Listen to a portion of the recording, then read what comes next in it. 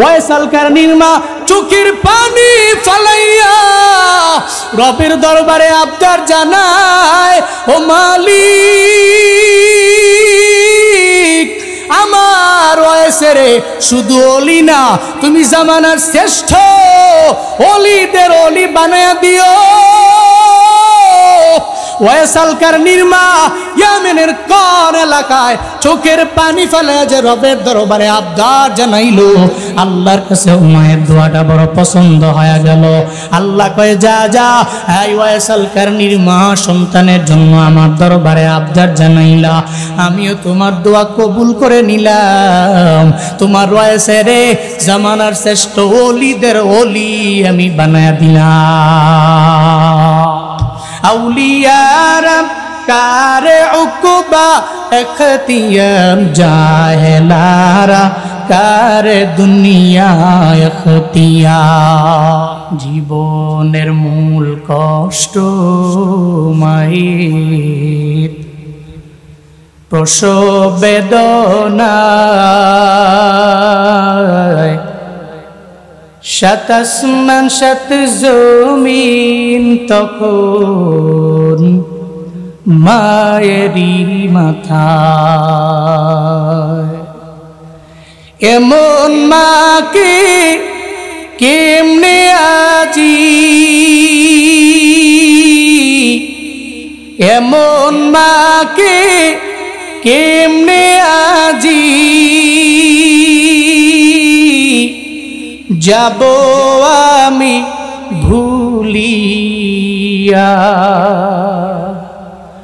ও আমার প্রাণের মা, মা গো মা, কোথায় গেলে মোরে ছাড়িয়া, জনম দুঃখী এতিম আমি, চায় না কেহ ফিরিয়া, জনম দুঃখী এতিম আমি, চায় না কেহ ফিরিয়া।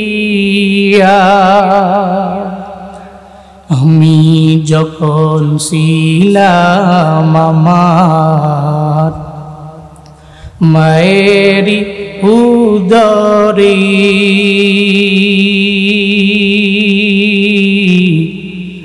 চলাফেরা করতেন যে মায়, কত কষ্ট করি। আমার সুন্দর মুখ দেখে মায়ের, আমার সুন্দর মুখ দেখে মায়ের, ব্যথা যায় দে হাসাইয়া। ও আমার প্রাণের মা, মা গো মা, কোথায় গেলে মোরে ছাড়িয়া, জনম দুঃখী এতিম আমি, চায় না কেহ ফিরিয়া। আল্লাহ বলেন, নবী আমার ওয়ালা তাজিদ, আপনি পাবেন না কওমান ইউমিনুনা বিল্লাহি ওয়াল ইয়াউমিল আখির, আল্লাহর প্রতি যারা ঈমান আনে এই সমস্ত মানুষগুলারে আপনি পাবেন না। ওয়াল ইয়াউমিল আখির, আখিরাতের দিনের প্রতি যারা ঈমান আনে এই সমস্ত মানুষগুলারে আপনি পাবেন না। কোন অবস্থায় পাবেন না? ইউওয়াদ্দুনা মান হাদ্দাল্লাহ ওয়া রাসূলাহ, আপনি এদের পাবেন না এরা যুদ্ধের ময়দানে গেল, যারা আল্লাহর দুশমন এদের পক্ষে এদের বন্ধু এরা হয়ে গেল, এমন অবস্থায় আপনি এদের পাবেন না। বরং যুদ্ধের ময়দানে যারা তারা যখন যায় আল্লাহ এবং রাসূলকে প্রাধান্য দেয়, এদের বাবারে প্রাধান্য দেয় না। ওয়ালাউ কানু আবাহুম, যদি এদের সামনে এদের বাবারা দাঁড়ায় যায়, আও আবনাহুম, যদি এদের সামনে এদের সন্তানগণ এদের সামনে দাঁড়ায় যায়, আও ইখওয়ানাহুম যদি এদের ভাইগণ এদের সামনে দাঁড়ায় যায়, আও আশিরাতাহুম যদি এদের আত্মীয় স্বজনেরা বংশের লোকেরা পর্যন্ত এদের সামনে দাঁড়ায় যায়, এরা এমন একটা হালতে তখন চলে যায় আল্লাহ এবং রাসূলকে প্রায়োরিটি দেয়। এদের বাবা ভাই এদের আত্মীয় স্বজন বংশাবলী রে প্রায়োরিটি এরা দেয় না।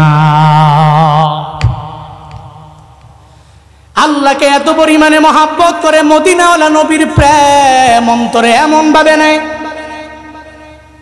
তখন মনে করে আল্লাহ আমার আপন, মদিনাওয়ালা নবী হলো আমার আপন। আমার বাবা আমার আপন না, আমার ভাই আমার আপন না, আমার পাশে যে আমার বন্ধু বান্ধবেরা আছে এরাও আমার আপন না। আপন হবে এক নম্বরে আল্লাহ, দুই নম্বরে আপন হবে পয়গম্বর। এই চিন্তা নিয়ে আর আগে যায়।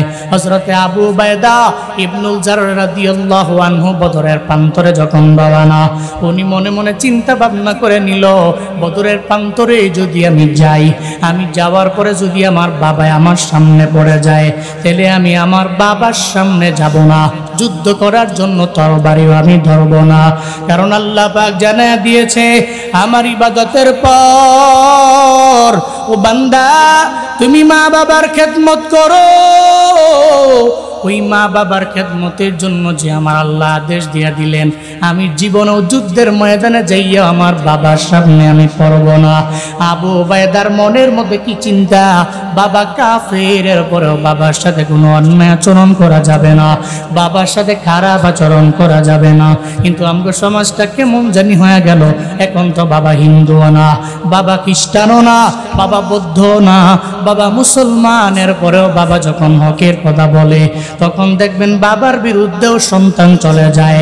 এমনও তো মাঝে মাঝে নিউজে পাই, সন্তানেরা বাবার মরণের পরে সম্পদের জন্য পাগল পাড়া, বাবার লাশটা পর্যন্ত কবরের মধ্যে নিতে দেয় না। এমন নজির প্রমাণ সমাজে আছে না না? অথচ আবু উবাইদার দিকে দেখেন না রে বাবা, যেই আবু উবাইদা ইবনুল জাররাহ বাবা কাফির হওয়ার পরেও মনে চিন্তা, আল্লাহ পাক জানায় দিলেন ইবাদতের পরে মা বাবার খেদমত করার জন্য আমি আমার বাবা যদিও কাফের হয়, তাহলে আমি যুদ্ধের ময়দানে যাওয়ার পরে আমার বাবার সামনে আমি পড়ব না, আমার বাবার সাথে অন্যায় আচরণ হয়ে যায় এমন কোনো কাজ আমি করতে যাব না। বাবা যদি সামনে আসে ভিন্ন ব্যাপার, তবে আমি ইচ্ছা করে যাব না। এই আমার এলাকার মানুষেরা, এর মানে কি বোঝা গেল জানেননি? ওনারা কাফের হওয়ার পরেও বাবারে এত পরিমাণে প্রায়োরিটি দেয়। আমার বাবা তো কাফের না, আমার বাবা তো হিন্দু না, আমার বাবা খ্রিস্টান না, আমার বাবা বৌদ্ধ না, তাহলে আমার বাবার সাথে আচরণ ভালো হবে না খারাপ হবে? কেমন ভালো আচরণ করবেন? যেমন ভালো আচরণ করেছেন ওয়াইসাল কারনী। এজন্য মায়ের দোয়ার বদৌলতে ওয়াইসাল কারনীর দাম রবের দরবারেও এত পরিমাণে বেশি রে বাপ। যেই ওয়াইসাল কারনী মা বাবারে প্রায়োরিটি দিয়া দিল, নিজের জন্মদগ্নি বৃদ্ধা মায়ের প্রায়োরিটি দিয়া দিল। একদিন কয়ে মা গো আমি মদিনায় যাবো, মদিনাওয়ালা নবীর সাথে মোলাকাতের জন্য। তুমি যাও, অসুবিধা নাই, তবে আমি মায়ের দেখভাল করবে কে আমার আগে জানা দাও। আমি মায়ের দেখার মতো কেউ নাই, তুমি যাও ঠিক আছে, তবে আমি মায়ের ব্যাপারে একটা সিদ্ধান্ত তুমি আমারে দিয়া যাও। ওয়াইসাল কারনী চিন্তায় পড়ে গেল, আমি চলে গেলে আমার মায়ের দেখাশোনা করার মতো কেউ থাকবে না। এই টেনশন করে চিন্তাও করে নিল আমি যাব না মদিনায়, নবীর সাথে আমার মোলাকাত হবে না।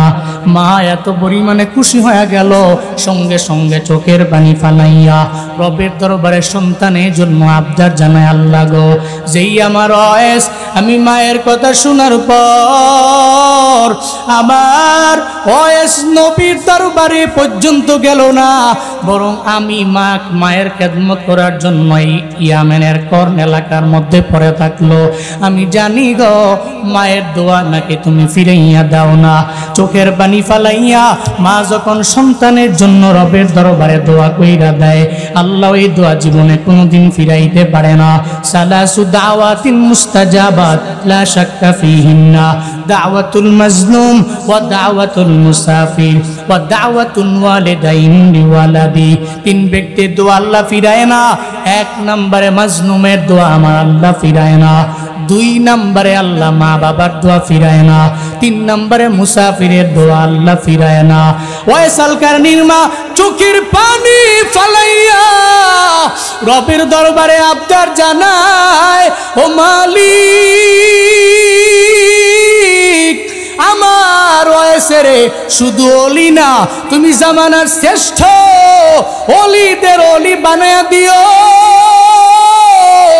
ওয়াইসাল কারনির মা ইয়ামেনের কোন এলাকায় চোখের পানি ফেলে যে রবের দরবারে আবদার জানাইলো, আল্লাহর কাছে মায়ের দোয়াটা বড় পছন্দ হয়ে গেল। আল্লাহ কয়, যা যা, এই ওয়াইসাল কারনির মা সন্তানের জন্য আমার দরবারে আবদার জানাইলা, আমিও তোমার দোয়া কবুল করে নিলাম। তোমার ওয়াইসেরে জামানার শ্রেষ্ঠ ওলিদের ওলি আমি বানায়া দিলাম। আউলিয়ারা কারে উকুবা এখতিয়াম জাহেলারা কারে দুনিয়া এখতিয়ার। মায়ের দোয়ার কারণে ওয়াইসাল কারনির দাম রবের দরবারে এত পরিমাণে বেড়ে গেল, যেই ওয়াইসাল কারনিরে আল্লাহ পাক রব্বুল আলামিন মদিনাওয়ালা নবীর স্বপ্নে কয়েকবার আল্লাহ পাক এনে দিলেন। মদিনাওয়ালা নবীর স্বপ্নে ওয়াইসাল কারনিরে দেখলো। নবীরে স্বপ্নে দেখা এটা তো এমনিতেই অনেক বড় দামি ব্যাপার, নবী দেখছে এটা তো আরো দামি, নূরুন আলা নূর। এই আমার এলাকার মানুষেরা, আপনাদেরকে আমল দেওয়ার মতো বিন্দু মাত্র পরিমাণ আমার যোগ্যতা নাই, আপনাদেরকে বুঝানোর মতো কোনো অ্যাবিলিটি আমার নাই, আপনাদেরকে বুঝানোর মতো বিন্দু মাত্র পরিমাণ পুঁজি আমার নাই। এরপরেও বলি রে বাপ, একটু নোট কইরা যান, মদিনাওয়ালা নবীরে দেখার জন্য একটা আমল আছে। নবীর তো এত পরিমাণে আশেক আপনারা, আমার জানা মদিনাওয়ালা নবীর নিয়ে কটূক্তি করলে মানুষগুলো পাগলের মতো হয়ে যায়, তার বিচারের জন্য ময়দানে নেমে যায়। মদিনাওয়ালা নবীর আশেকেরা নবীরে দেখার জন্য একটা আমল শিখায়া দেয়।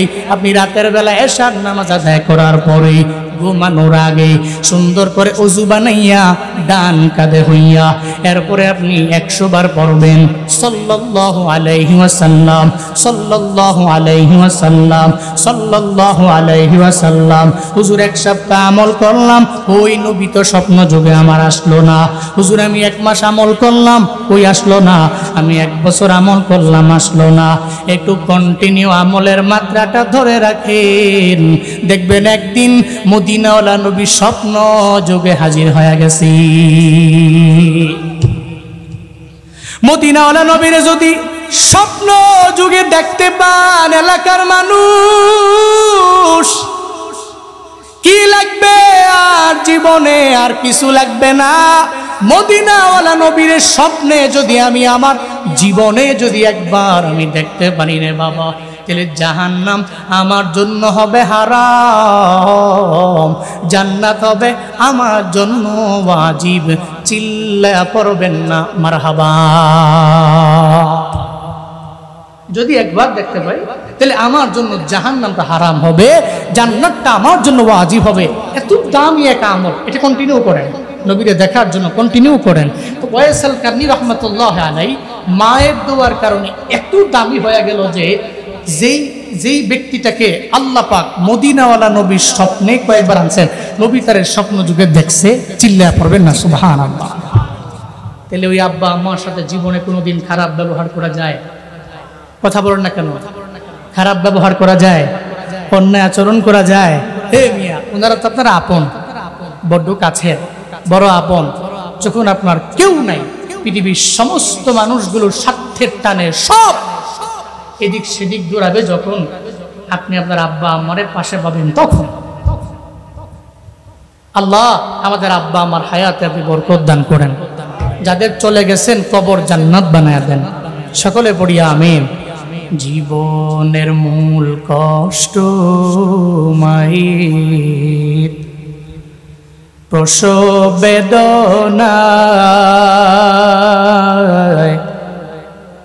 সাত আসমান সাত জমিন তখন মায়েরি মাথায়। এমন মাকে কেমনে আজি, এমন মাকে কেমনে আজি যাব আমি ভুলিয়া।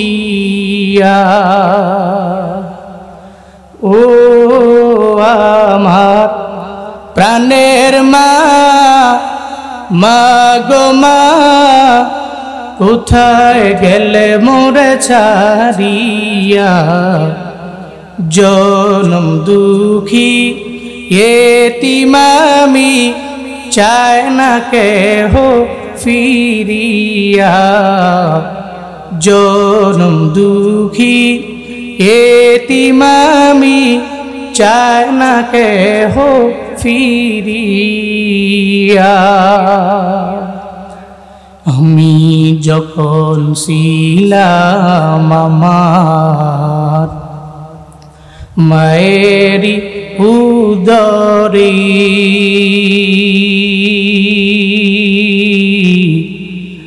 চলাফেরা করতেন যে মায়, কত কষ্ট করি।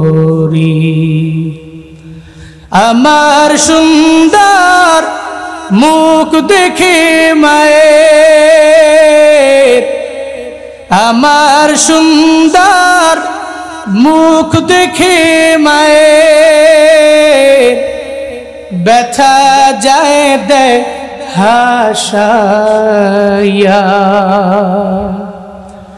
ও আমার প্রাণের মা, মা গো মা, কোথায় গেলে মোরে ছাড়িয়া।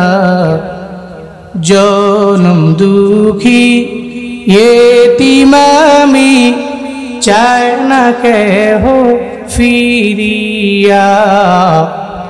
জনম দুঃখী এতিম আমি, চায় না কেহ ফিরিয়া। জনম দুঃখী এতিম আমি, চায় না কেহ ফিরিয়া।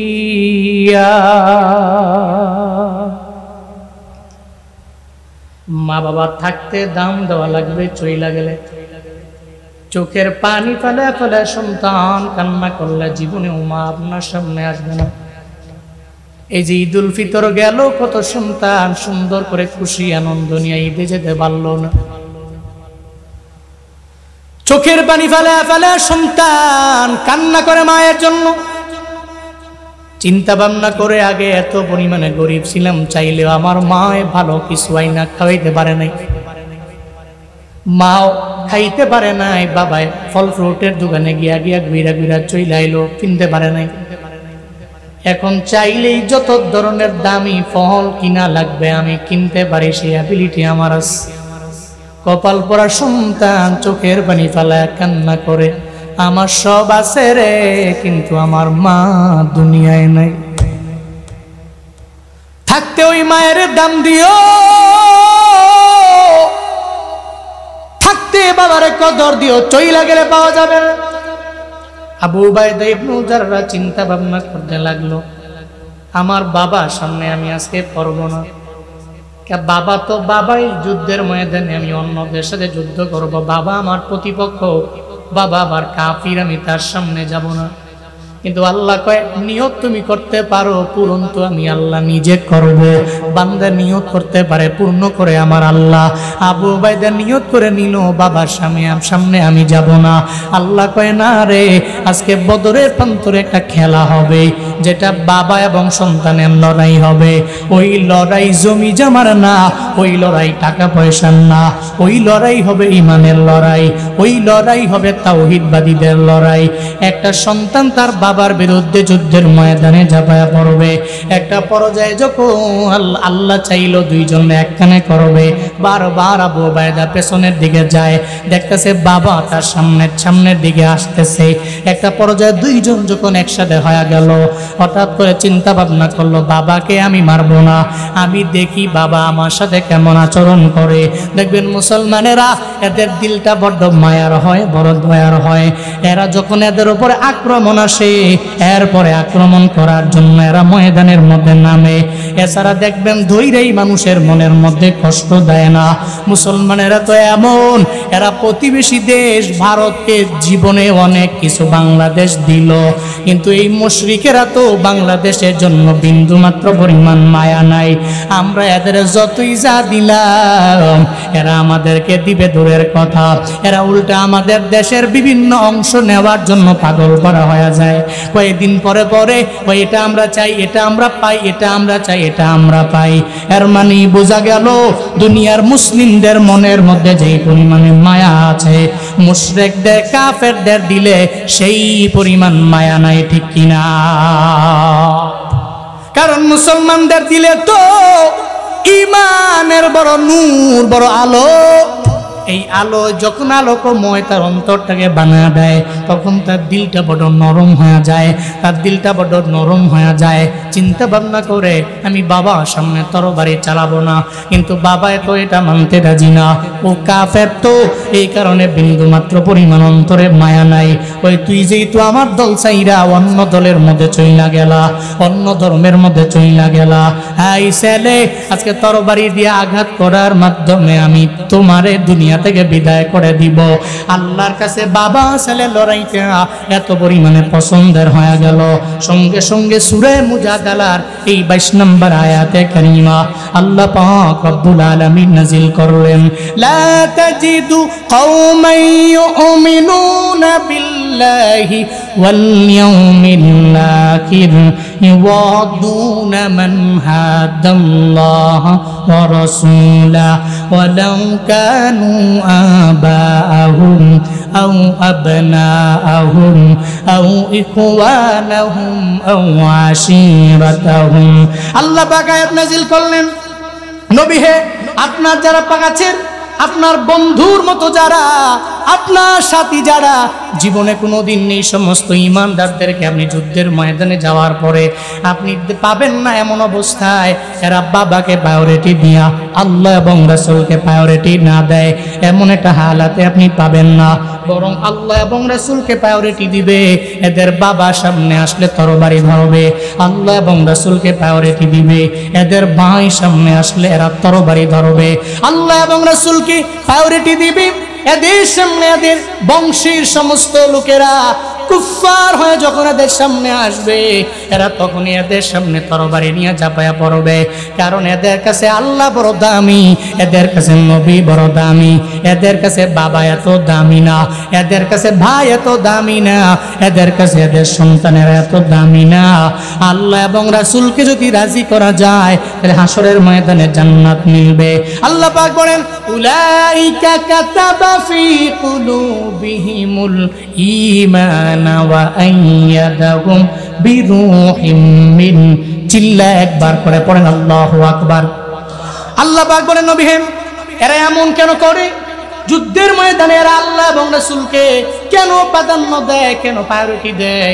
সঙ্গে সঙ্গে আল্লাহ পাক জানায়া দিলেন কেন এরা এমন করে। কাতাবা ফি কুলুবিহিমুল ঈমান, আমি আল্লাহ নিজে মায়া করে তাদের অন্তরের মধ্যে ঈমানটাকে লিপিবদ্ধ করে দিয়েছি। শুধু তাই না, ওয়া আইয়াদাহুম বিরূহিম মিন, আমি আল্লাহ আইয়াদাহুম তাদেরকে শক্তিশালিত করেছি, বিরূহিম মিন, আমি আল্লাহ তাদের অন্তরটাকে, তাদের রূহটাকে ফুঁকে দেওয়ার মাধ্যমে তাদেরকে আমি আল্লাহ শক্তিশালী করলাম। এরা কই থাকবে তাও আল্লাহ জানায়া দিলেন, ওয়া ইউদখিলুহুম জান্নাতিন তাজরি মিন তাহতিহাল আনহারু খালিদিনা ফিহা।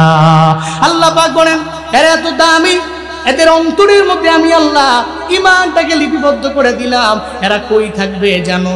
আল্লাহ জানায় দিলেন এরা থাকবে, এদের জন্য আমি আল্লাহ এমন একটা জান্নাত তৈরি করে রাখলাম, যেই জান্নাতের তলদেশ দিয়ে নহর সমূহ প্রবাহিত হয়। ওই দিন থাকবে খালিদিনা ফিহা, অনন্তকাল ওই জান্নাতের মধ্যে এরা থাকবে। আবু উবাইদার মতো সাহাবীরা এরা অনন্তকাল জান্নাতের মধ্যে থাকবে। ঢুকলো তো ঢুকলো, ওখান থেকে এরা বের হবে না। এরপরে আল্লাহ বলেন এদের ব্যাপারে আমি আল্লাহর মন্তব্য কি বান্দারা? আমার মন্তব্য হলো রাদিয়াল্লাহু আনহুম ওয়া রাদু আন। চিল্লায়া পড়েন আল্লাহু আকবার। আল্লাহ পাক বলেন রাদিয়াল্লাহু আনহুম, আল্লাহ তাদের প্রতি রাজি, ওয়া রাদু আন, তারাও আল্লাহর প্রতি রাজি। আল্লাহ এদের প্রতি সন্তুষ্ট, এরাও আল্লাহর প্রতি সন্তুষ্ট। এরা কালা, এরা কোন দলের? উলাইকা হিজবুল্লাহ। আল্লাহ পাক বলেন এরা কোন দলের হবে? আওয়ামী লীগ হবে না বিএনপি হবে নাকি জামাত হবে নাকি জাতীয় পার্টি হবে? কোন দলের লোকেরা? আল্লাহ এই দলের নামটা ঘোষণা করে জানায়া দিলেন উলাইকা হিজবুল্লাহ। এরা দুনিয়ার কারো কোনো ব্যক্তির দল না, এরা একজনের দল করে। চিল্লায়া বলেন তার নাম। এরা আল্লাহর দল। এবার আল্লাহর দলেরা যারা, এরা কেমন? আল্লাহ পাক বলছেন আলা, জেনে নাও, ইন্না হিজবাল্লাহ, নিশ্চয়ই আল্লাহর দলের মেম্বার যারা, আল্লাহর টিমের সদস্য যারা, আল্লাহর টিমের মেম্বার যারা, এরা হুমুল মুফলিহুন। আল্লাহ পাক বলেন এরা সফল কাম, এরা দুনিয়াতেও সফল কাম, এরা আখিরাতেও সফল কাম। এজন্য চলার পথে আমরা কার টিমের হব? কার টিম হব? যেই টিমের লিডারকে, জোরে বলে না কে? আল্লাহ এবং রাসূলকে প্রায়োরিটি দেয়, প্রাধান্য দেয় যে সমস্ত নেতা, ওই সমস্ত নেতা কি আমি ফলো করব, আমি অনুসরণ করব, আমি অনুকরণ করব। যে আল্লাহ এবং রাসূলকে প্রায়োরিটি দেয়, যে আল্লাহ এবং রাসূলকে প্রায়োরিটি দেয়, সে হিজবুল্লাহর সৈনিক। কিসের সৈনিক? মানে আল্লাহর দলের একজন সৈনিক। তা আমিও তো আল্লাহর দলের সৈনিক হয়ে কবরে যেতে চাই। অন্তত পক্ষে আল্লাহর দলের সৈনিক হইয়া আমি সফল কাম হইয়া দুনিয়া এবং আখিরাতে কল্যাণকামী হতে চাই, দুনিয়া এবং আখিরাতে সফল হতে চাই। চান না আপনারা? চান না আপনারা? ইনশাআল্লাহ আবু উবাইদা ইবনুল জাররাহ, হযরত হানজালা সহ এই সমস্ত সাহাবায়ে কেরাম যারা নিজের বডি, নিজের শরীর, নিজের হাত, নিজের পা, নিজের মা, নিজের বাপ, নিজের আত্মীয় স্বজনকে যারা প্রায়োরিটি না দিয়ে আল্লাহ এবং রাসূলকে প্রায়োরিটি দিয়েছে, চলুন না আমরা এদের দেখানো পথে মতে অগ্রগামী হই, এদেরকে একটু ফলো করি। চলুন না সবাই একসাথে জান্নাতের পথে দৌড়াই। আল্লাহ আমাদের সবাইকে, এই এলাকার সমস্ত মানুষগুলোকে জান্নাতি পথে একসাথে কাঁধে কাঁধ মিলিয়ে অগ্রগামী হওয়া তৌফিক দান করেন। সকলে পড়ি আমিন। আরো জোরে পড়েন আমিন, আরো জোরে পড়েন আমিন। হ্যাঁ, যদি আপনি মুসলমান, আপনি যদি ঐক্যবদ্ধ হয়ে কাঁধে কাঁধ মিলাইয়া যদি আপনি একটু অগ্রগামী হতে পারেন, তাহলে ফায়দা আছে। দেখেন না মাঝে মাঝে নাস্তিকরা একটু মাথা চারা দিয়ে উঠতে চায়, শাহবাগে যায়, দেখুন কোথায় এরা বলে পর্দা নিয়ে কটূক্তি করে, এই করে সেই করে। তো ফায়দা কি হবে? আপনি যখন কাঁধে কাঁধ মিলিয়ে সমস্ত তাওহীদবাদীরা এক হয়ে যাবে, যে আমরা এক আল্লাহর উপরে বিশ্বাস স্থাপন করি। এখানে 96% মুসলমান। এতগুলা মুসলমানের দেশে আমি চাইলেই তো নাস্তিকরা একটাও বাংলাদেশে থাকতে পারবে না। নাস্তিকরা আল্লাহ এবং রাসূলকে কটূক্তি করে দেশে আরামে দিব্যি ঘুরে বেড়াতে পারবে না। তো মুসলমানেরা যদি সেকুলারদের বিপক্ষে কাঁধে কাঁধ মিলিয়ে ঐক্যবদ্ধ হয়ে অগ্রগামী হয়, ইন ফিউচারে নাস্তিকরা শাহবাগের মঞ্চে গিয়ে আল্লাহ এবং রাসূল এবং পর্দা নিয়ে, হিজাব নিয়ে কটূক্তি করতে পারবে না। চিল্লা এখন ঠিক কিনা? আমরা কাঁধে কাঁধ মিলিয়ে অগ্রগামী হব। আমরা স্লোগান দিব, নাস্তিকতা নিপাত যাক, দিন ইসলাম। আল্লাহ আমাদের স্লোগানকে কবুল করে নেন। সকলে পড়ি আমিন, আরো জোরে পড়েন আমিন। নাস্তিকতা নিপাত যাক, দিন ইসলাম জিন্দাবাদ। নাস্তিকতা নিপাত যাক, দিন ইসলাম জিন্দাবাদ। কোটি প্রাণে একই আওয়াজ, খোদার দহি ছাড় পাবে না, এই বাংলায় ঠাই হবে না। মুসলমানরা জেগেছে আজ, জোর কদমে সামনে চলো, বজ্র কণ্ঠে আওয়াজ তুলো, সবাই মিলে একই তালে দাও না স্লোগান, লিল্লাহে তাকবীর, লিল্লাহে তাকবীর।